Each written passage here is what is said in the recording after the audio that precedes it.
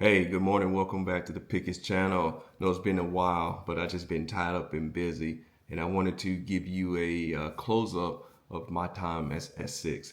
So S6 closing comments. So I'm gonna give you some overviews of an S6 in a Striker Brigade combat team who works for an infantry officer.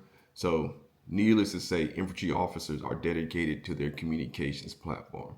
So you have the ear, you are the principal military communication advisor to the infantry officer. So that way you can enable his mission to be successful. So take that and remember that you are the principal military signal advisor to him or her. So that's a good thing right there. One, so challenges. Though the number one challenges that I faced in these 5 to 6 months was the simple fact that one, understanding the need for communications and making sure that that is a priority for everybody.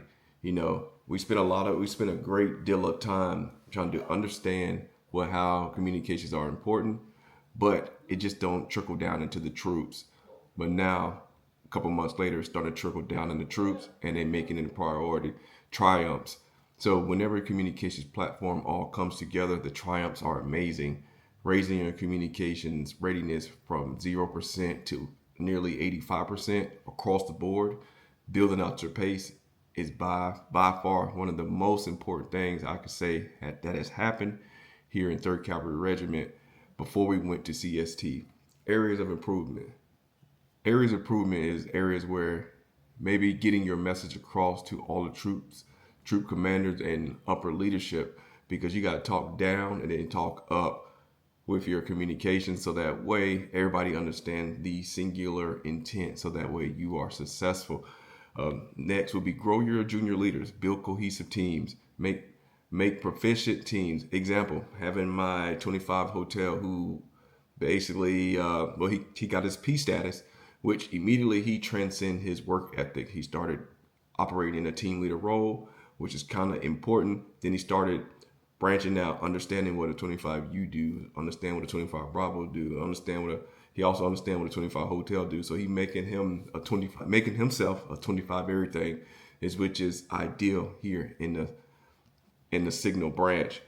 A unified vision with your NCOIC. Man, as long as we are paired together when we talk in command and staff or in readiness meetings, we have one voice, one sound, right? So one band, one sound in all of our meetings. Everywhere I go, he or she will go.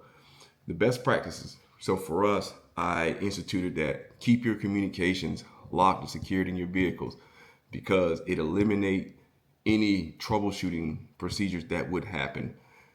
Experience in the past is that when you remove all your communications assets, which it be KGVs, radios, or whatever from the vehicle, and when you reinstall them, things never really fully come back up as they used to.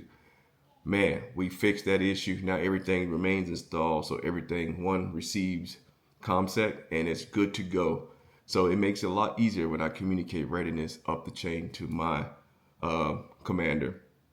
Invest in junior leaders. What that means is sending them off to schools, CompTIA, Security Plus, or going to JBCP FM courses, getting them to the specialized training that will make them proficient at their job so that way they can continue to pour into others.